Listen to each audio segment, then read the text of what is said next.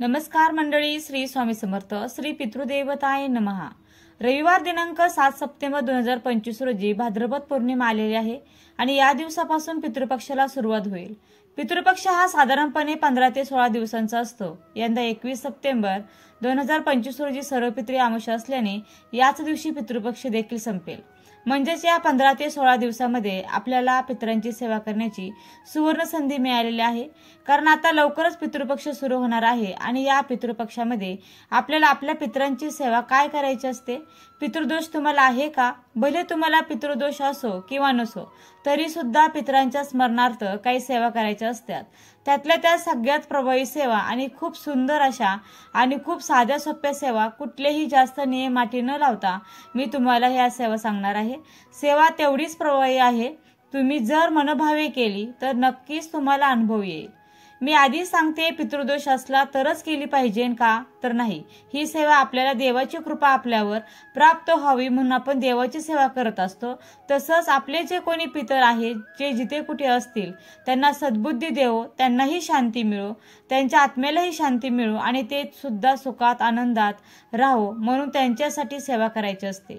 या ज्या काही तुम्हाला सेवा याच्यानंतर सांगणार आहे तर ती सेवा पैसा, संपत्ती, ऐशाराम किंवा घरदार, गाडी, बंगले याच्यासाठी नाही। माझे पितृलोकात गेलेले माझे जे कोणी दिवंगत व्यक्ती आहे त्यांना सुख मिळो, त्यांना शांती मिळो, त्यांना समाधान मिळो, त्यांच्या आत्म्याला शांती मिळो, त्यांना सद्गती लाभो आणि त्यांचा आत्मा जर कोठे भरकटत असेल तर त्यांच्या आत्म्याला मुक्ती मिळो, ही सेवा त्यांच्यासाठी आहे। कारण तुम्ही जर त्यांच्या आत्म्याला शांती मिळावी म्हणून तुम्ही जर सेवा केली तर नक्कीच तुमचा पितृदोष कमी होईल आणि तुमच्या मनोकामना आपोआपच पूर्ण होतील। आणि तुम्ही त्यांच्यासाठी जर सेवा केली तर नक्कीच ते देखील तुम्हाला भरभरून आशीर्वाद देतील। तर पितरांच्या सेवेमध्ये सगळ्यात प्रभावी सेवा येते ती भागवत ग्रंथ। तर आता भागवत ग्रंथ जो मूळ ग्रंथ आहे तो वाचायला आजकालच्या काळात कोणालाही इतका टाइम नाही किंवा तो पठण करायला। कारण भागवत ग्रंथ खूप मोठा त्याचा विस्तार आहे आणि तुम्ही जर वाचायला गेले तर तुम्हाला वर्ष लागेल तो ग्रंथ पूर्ण वाचायला। जर तुमचा आपल्याला ज्या नित्यकर्माचा ज्या काही जबाबदाऱ्या आहेत, ज्या काही समस्या आहेत त्यातून वेळ काढून तुम्हाला तो भागवत ग्रंथ वाचायला खूप जास्त टाइम लागेल किंवा मग दिवसातले 8-8, 9-9 तास तुम्हाला बसावं लागेल। एवढंच तुमच्याकडून होत असेल तर तुम्ही आवर्जून मूळ भागवत ग्रंथ जो आहे तर तो देखील तुम्ही वाचन करू शकता। तर बघा, तुम्हाला माहिती आहे लवकर प्रसन्न होणारी देव कुळदेवी आणि आपले पितृदेव असतात। त्यांची सेवा करणं, त्यांची उपासना करणं, जसं त्यांच्या प्रत्येक प्रॉपर्टीवर आपण मालकी हक्क गाजवत असतो अगदी त्याच पद्धतीने त्यांची सेवा करणं तेवढंच महत्त्वाचं असतं। त्यांच्यासाठी सेवा करणं हे तितकंच महत्त्वाचं आहे। तर त्यांची सेवा काय करणार तर त्यांच्यासाठी सेवा हा संक्षिप्त श्रीमद भागवत ग्रंथ आहे। तुम्ही गुरुचरित्राचं पारायण सुद्धा करू शकता। आता तुम्ही म्हणाल हा ग्रंथ आपण का पठण करावा? बघा, मनुष्य जन्माला येतो तो आपण काही ना काही ऋण फेडण्यासाठी आलो आहे, काही ना काही देणं लागतो। आपण कोणाचं ना कोणाचं ते त्या ऋणातून मुक्त होण्यासाठी हा मनुष्य जन्म मिळालेला आहे। आता हे ऋण कुठले कुठले ते बघूयात। मनुष्य ऋण कोणाचं काहीतरी मागच्या जन्मात घेतलं, आपण ते परतफेड करण्यासाठी आपला जन्म झालाय। मनुष्य ऋण आहे, ऋषी ऋण आहे, देव ऋण आहे, भूत ऋण आहे आणि त्याचबरोबर येतं ते म्हणजे पितृऋण। आणि या 5 ऋणातून मुक्त होण्यासाठी आपला हा जन्म झालेला आहे आणि या ऋणातून याच जन्मात आपल्याला मुक्त व्हायचं आहे। आता याच्यानंतरचा जन्म पण नको आणि जरी तो भेटला तरी पण कोणाचंही काही घ्यायचं नाही आणि कोणालाही काही द्यायचं नाही। तर बघा, रोजच्या दिनक्रमात या ऋणातून मुक्त होण्याचा प्रयत्न करत असतो। प्रत्येक ऋणातून जर मुक्त होता आले नाही तर प्रखर पितृदोषाचा आपल्याला सामना करावा लागतो आणि त्याचे परिणामही आपल्याला आपल्या कुटुंबावर झालेले बघायला मिळतात। तर असा हा प्रखर पितृदोष निवारण करण्यासाठी खर्चिक उपाय करण्यापेक्षा संक्षिप्त श्रीमद भागवत ग्रंथाचा जर मनोभावे वाचन, मनन, चिंतन करणे हा त्यावर एक रामबाण उपाय आहे। आपण मागच्या जन्मात काय केलं आपल्याला माहिती नाही आणि त्या ऋणातून मुक्त होण्यासाठी संक्षिप्त श्रीमद भागवत ग्रंथाचं पठण अवश्य करायचं असतं। एकूण 14 अध्याय आहेत आणि खूप साधा सोपा हा ग्रंथ आहे। काही नियम अटी जास्त नाहीयेत आणि अतिशय साधे सोपे, तुम्हाला समजेल, तुम्हाला वाचता येईल असा हा साधा सोपा ग्रंथ आहे। बघा, ग्रंथ वाचन कसे करायचे तर सगळ्यात आधी स्वामी स्तवन म्हणायचं असतं. कुठली सेवा करण्यासाठी स्वामी स्तवन म्हणणं महत्वाचं आहे. आणि त्यानंतर तुम्हाला 24 वेळा गायत्री मंत्राचं पठण करायचं. त्यानंतर 1 वेळा गणपती अथर्वशीर्ष पठण करायचं आणि मग श्रीमद भागवत ग्रंथाला सुरुवात करावी. आता हा ग्रंथ मराठी प्राकृत आहे, अजिबात संस्कृत नाहीये. जसं स्वामी चरित्र सारामृत आहे अगदी त्याचप्रमाणे, तसेच गुरुचरित्राचा जो ग्रंथ आहे अगदी त्याच पद्धतीने हा ग्रंथ आहे. वाचायला साधा सोपा, समजायला देखील साधा सोपा आहे. आता पारायण कसं करायचं, तर या 15 दिवसामध्ये तुम्ही जेव्हा माझा व्हिडिओ बघाल तेव्हा तुम्ही हा ग्रंथ आणून एक तरी पारायण करावं. हे पारायण किती करावं, तुम्ही 1 पारायण करा, तुम्ही 11 पारायण करा, तुम्ही 7 पारायण करा, तुम्ही 9 पारायण करा, तुम्ही 33 पारायण करा, 21 पारायण करा, 108 पारायण करू शकता किंवा दररोज 1 पारायण सुद्धा तुम्ही करू शकता. आता रोज 1 पारायण हो, तुम्ही अगदी 1.5 ते पावणे 2 तासात हे पारायण करू शकता. तुमच्या वाचनाच्या स्पीडवरती डिपेंड आहे. समजा तुम्ही 21 पारायण करणार असाल तर तुमच्या वेळेनुसार तुम्ही रोज 3 पारायणे याप्रमाणे 7 दिवसात 21 पारायणे होऊ शकतात. अगदी त्याचप्रमाणे तुम्ही 33, 21, 9 पारायण करायचे असेल तर याप्रमाणे ठरवून तुम्ही करू शकता. पारायण कसे करावे, तुम्ही तुमच्या देवघरासमोर बसा. तुमच्या घरामध्ये कोठेही जिथे जागा असेल तिथे तुम्ही दक्षिण दिशेला तोंड करून तुम्हाला बसायचं.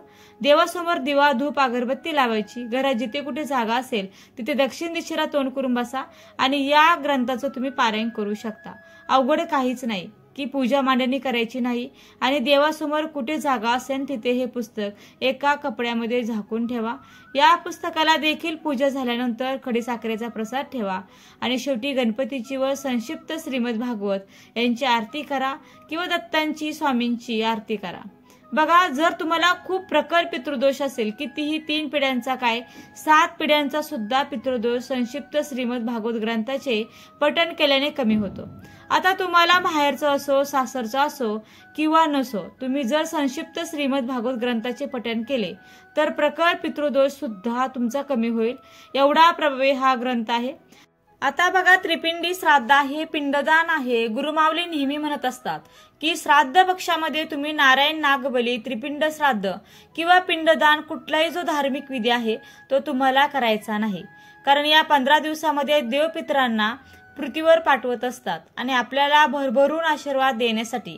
आणि आता यावेळेस जर समजा जर एखाद्याचं तुमचे जे कोणी दिवंगत व्यक्ती गेलेले आहेत तर तो तुमच्या घरी जर पितृपक्षात आलेले आहेत आणि तुम्ही त्यांचं श्राद्ध घालताय किंवा तुम्ही नारायण नागबली करताय, हे चुकीचं आहे असे गुरुमाऊलींनी सांगितलं आहे. ज्याला पाळायचं त्यांनी पाळावं. कारण बऱ्याच प्रश्न असतात की आम्ही नारायण नागबली करू शकतो का, आम्ही त्रिपिंडी श्राद्ध करू शकतो का. तर बघा, गुरुमाऊली म्हणतात की या श्राद्ध पक्षामध्ये करायचं नाही. आता तुम्हाला ऐकायचं, तुम्हाला पाळायचं ही तुमची इच्छा आहे. कारण काही ठिकाणी पिंडदान किंवा त्रिपिंडी श्राद्ध, नारायण नागबली हे श्राद्ध या पितृपक्षातच केलं जातं आणि म्हणून तुम्हाला योग्य वाटतं ते तसं तुम्ही करू शकता. बाकी तुम्ही ठरवा. पण संपूर्ण श्राद्ध पक्षामध्ये अगदी तुम्ही 1 अध्याय जरी पठण केला, रोज 1 अध्याय, आणि तुम्ही या श्राद्ध पक्षामध्ये 1 पारायण जरी केलं ना तरी चालेल. पण ज्यांना प्रखर पितृदोष असेल त्यांनी जास्तीत जास्त पारायण करावे. रोज 1 पारायण केलं तरी चालेल किंवा रोज 1 अध्याय वाचला तरी चालेल. शेवटी तुमच्यावरती डिपेंड आहे. तर आता पाहूयात नियम काय आहेत ते. आता तुम्हाला नियम काय आहेत ते सांगते. बघा, मांसाहार पूर्णपणे वर्ज्य आहे. तुम्ही संकल्पयुक्त जर तुम्ही पारायण करणार असाल तर तुम्हाला ब्रह्मचर्याचं पालन देखील करावं लागेल. संकल्पयुक्त म्हणजे काय की इतके पारायण करेल की एवढे 9 असो किंवा 14 असो तेवढे पारायण करेल. तर तुम्हाला ब्रह्मचर्याचं पालन करायचं आहे. घरामध्ये मांसाहार खातात त्यांना खाऊ द्या, तुम्हाला कडकडीत बंद करायचं आहे. जर तुम्ही संक्षिप्त श्रीमद भागवत ग्रंथाचं पठण करत असाल घरात तर मला नाही वाटत घरातल्यांनी सुद्धा मांसाहार खाल्ला पाहिजे. पण त्यांना काय करायचं ते करू द्या, तुम्हाला सेवा करायची आहे. तुम्ही मांसाहार वर्ज्य, परान्न सुद्धा तुम्हाला वर्ज्य करायचं आहे. परान्न सुद्धा म्हणजे काय की दुसऱ्याच्या घरचं अन्न खायचं नाही, याची काळजी तुम्हाला घ्यायची आहे. कारण अन्नातून सुद्धा प्रचंड प्रमाणात दोष लागले जातात. तर आता बघा, या पारायणात फक्त 3 गोष्टींचा नियम पाळायचे आहेत. 1 ब्रह्मचार्य पाळायचं, दुसरं म्हणजे तुम्ही परान्न घेऊ नका आणि तिसरं म्हणजे हे वाचन करत असताना काळे कपडे वगैरे जे आहेत ते घालायचे नाहीत. कारण हे जे कपडे आहेत ते शुभ मानले जात नाहीत म्हणून. आणि बाकी कांदा लसूण जे आहे तो खायचा का, तर बघा तुम्ही बघा की नाही खाल्ला तर अतिशय उत्तम, सोन्याहून पिवळं, खूप चांगला आहे. पण तुम्ही कांदा लसूण तेवढे दिवस जर वर्ज केला तरी ठीक आहे, कारण तसं पाहिलं तर याला कांदा लसूण खायचा वगैरे काही नियम नाही.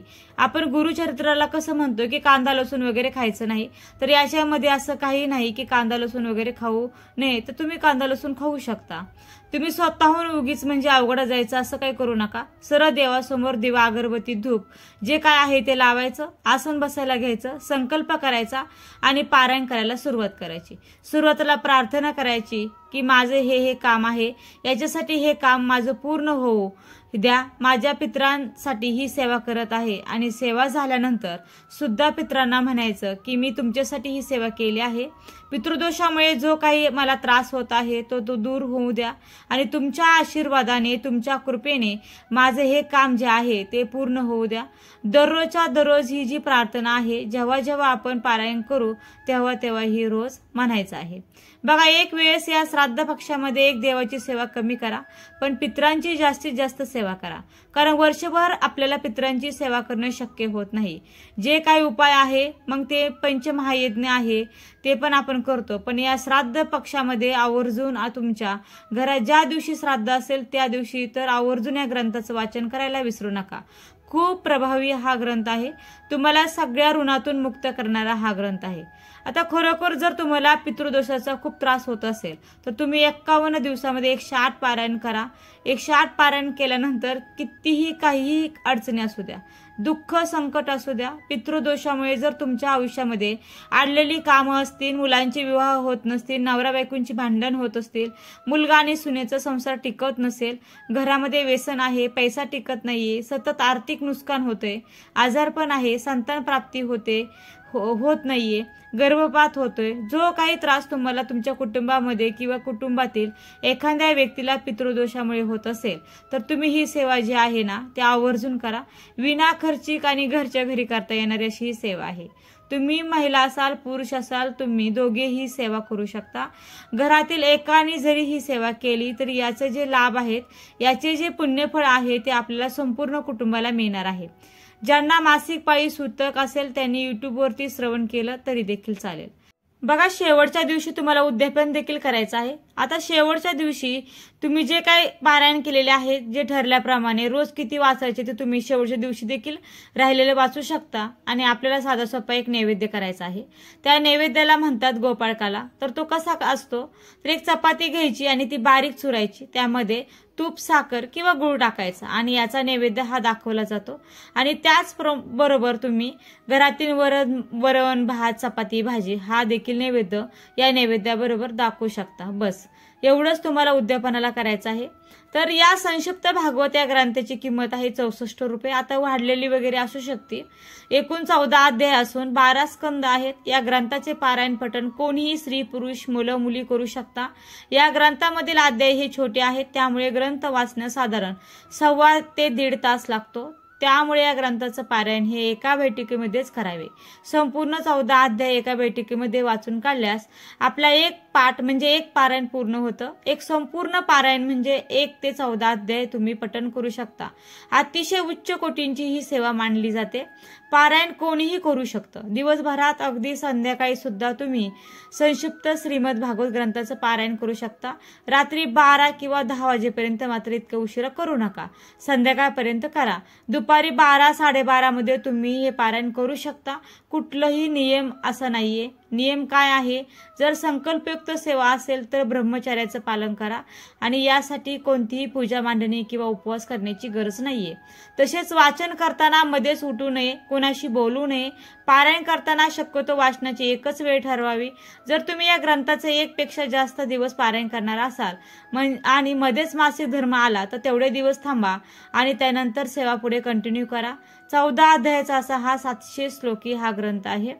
ज्यांना नारायण नागबळी कालसर्प यासारखी विधी सांगितलेले आहे त्यांनी या ग्रंथाची संकल्पयुक्त 108 पारायणे करावीत. 108 पारायणे झाल्यानंतर तुम्ही एखादे मिहून म्हणजे एखादे जोडपे जीव घालू शकता किंवा एखाद्या ब्राह्मणाला किंवा एखाद्या गरजूला तुम्ही अन्नदान आणि अर्थदानही करू शकता।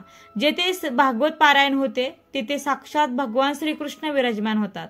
जो भागवत ग्रंथाचे श्रवण करतो, पठण करतो, तो आपल्या आईवडिलांचे आणि पत्नीचे कुळ अशा तिन्ही कुळांचा उद्धार करतो। अनेक जन्मानंतर ज्या वेळेला माणसाची आध्यात्मिक सेवा पूर्णत्वास येते त्यावेळेला त्याला भागवत पठणाची, श्रवणाची संधी आणि सद्बुद्धी प्राप्त होते। पितृपक्षामध्ये भागवत पारायणाची पोथी दान करावी, दर्भाचे आसन दान करावे। दर वर्षाला या पोथीचे जर पारायण केले तर आपल्या घराण्याचे अनेक दोष दूर होत असतात। नारायण नागबली यासारखी पूजाविधी करूनही काही फरक दिसत नसेल तर या ग्रंथाची 108 पारायणे तुम्ही नक्की करून बघा आणि अनुभव घ्या। आपल्या संपूर्ण घराण्याचे पितृदोष घालवण्याची ताकद या ग्रंथामध्ये आहे। अनेक सेवा करून सुद्धा जर तुमचे प्रश्न मार्गी लागत नसेल, जीवनामध्ये काही फरक पडत नसेल तर अशा वेळेला दर एकादशीला संक्षिप्त श्रीमद भागवताचे पारायण करण्यास सुरुवात करा। यामुळे आपल्या पितरांना सद्गती प्राप्त होऊन ते प्रसन्न होतील आणि त्यांचा आशीर्वाद आपल्याला लाभेल आणि यामुळे आपल्याला आपल्या अडचणीमधून मार्ग मिळेल।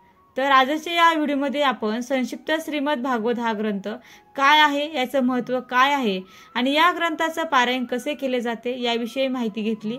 तर कसा वाटला आजचा व्हिडिओ हे मला कमेंट करून नक्की सांगा आणि तुमच्या काही शंका असतील तर तुम्ही मला कमेंट सेक्शनमध्ये नक्की विचारू शकता। व्हिडिओला नक्की लाईक करा, शेअर करा आणि चॅनलला सबस्क्राईब करायला देखील विसरू नका। व्हिडिओ शेवटपर्यंत पाहिल्याबद्दल तुमचे मनापासून खूप खूप आभारी आहे। धन्यवाद। श्री स्वामी समर्थ। जय जय स्वामी समर्थ। रामकृष्ण हरी। जय जय रामकृष्ण हरी।